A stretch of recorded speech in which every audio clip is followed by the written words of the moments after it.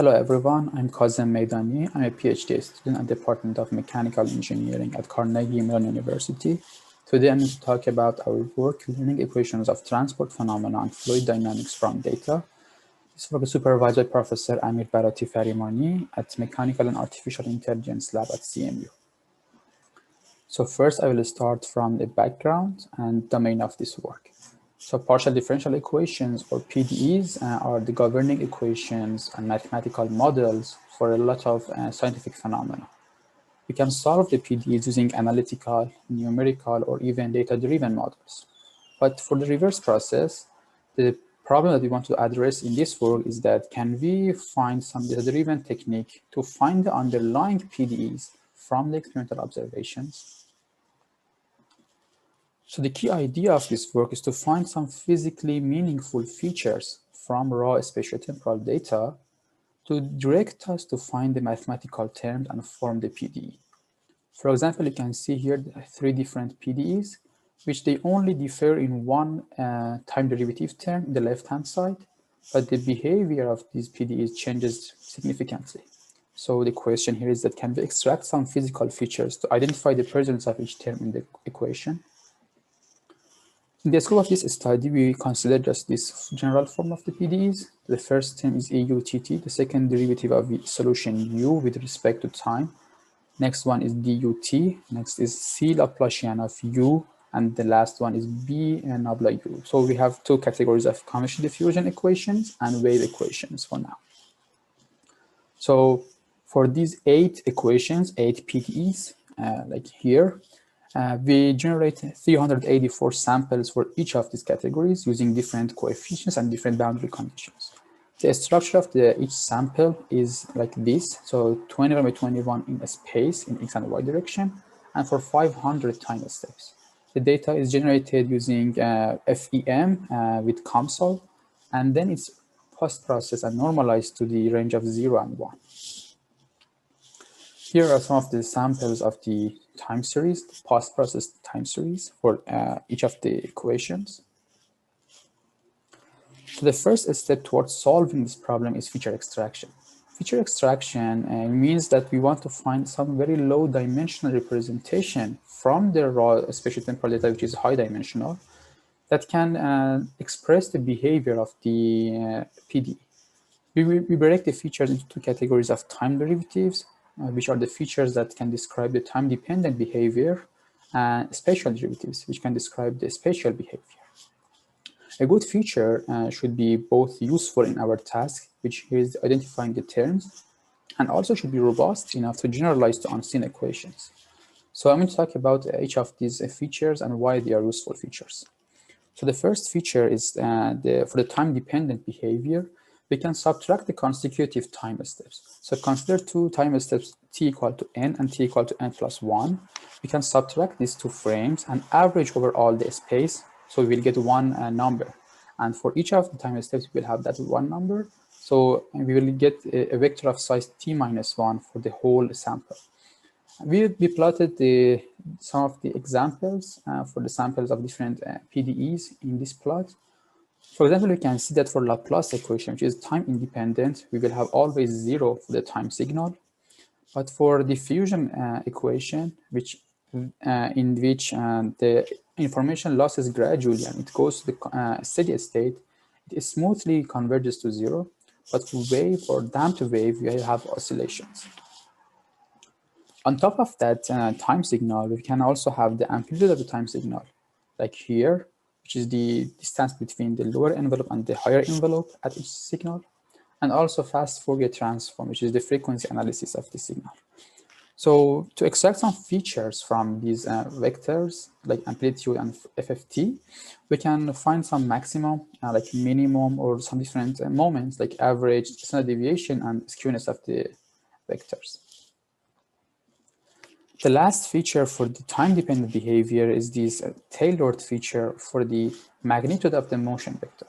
So it is kind of arbitrary and tailored. So it means that for each grid at t equal to n, for example, we can consider a kernel of 3 by 3 at the next time step.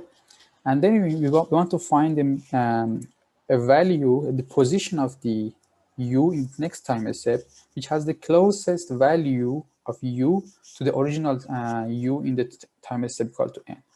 And we draw the vector toward that. And then we do the same for all the grids in one frame and also for all the frames. And then average the vector over all of them. So the idea here is that if the PDE is steady or has the uniform direction, these vectors will accumulate through time.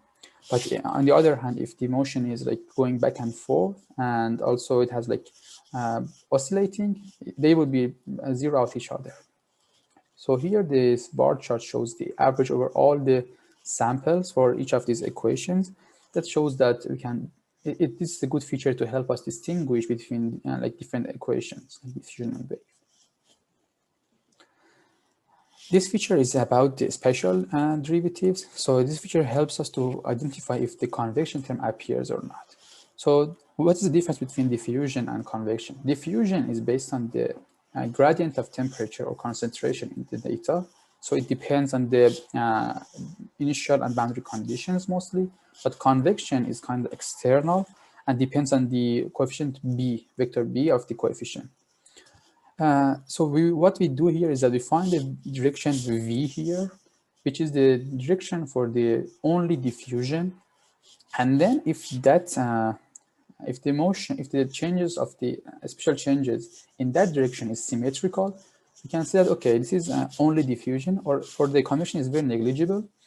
But if not, like this in the lower case, we can see that, okay, we should have some convection. So we can identify if the convection exists or not.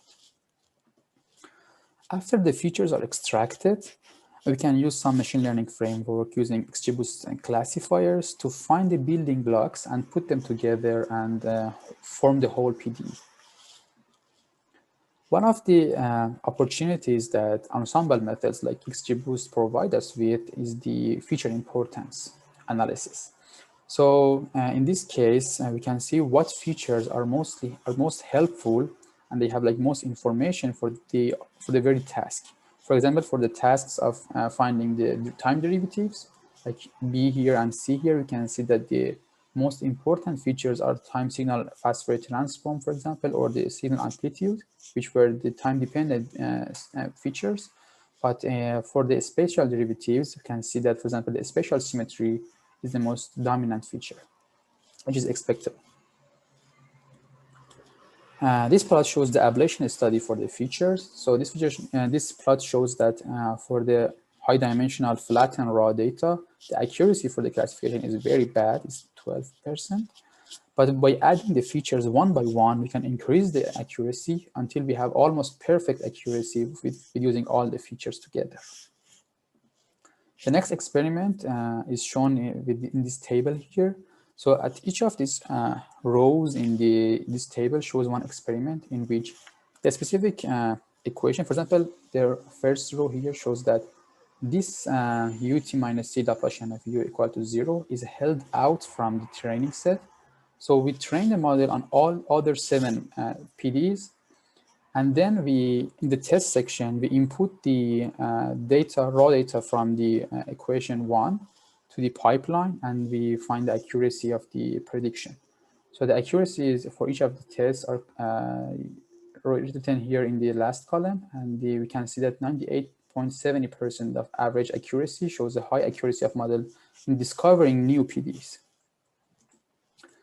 To compare our tailored features with features that can be detected automatically via like convolutional neural networks, we implemented this 3D convolutional neural network and optimized it to have a very good accuracy for the classification task. But here, this bar chart shows that although our tailored features are transferable to the unseen equations, and its detected features cannot find the new equations with the same amount of data used. So this shows that our features are robust and more robust actually than detected features. And lastly, it's worth mentioning that not only the presence of terms can be identified by the features, but also we can find the extent of the behavior present in each of the PDEs and find the value of the coefficients. For example, here you can see in the left plot, so this is the position of the leading edge of the wave through time. So you can see, for example, by increasing the value of c, the slope of this leading edge, which corresponds to the velocity, increases. And you can see these videos that shows that higher velocity has higher c. And in the other example, you can see here that with increasing the damping factor, the damping of the time signal increases. So in conclusion, we saw that data-driven models can be used to find the underlying PDs from the observation using some physically meaningful features. So at this point, I'm open to any questions or comments regarding this work. Thank you.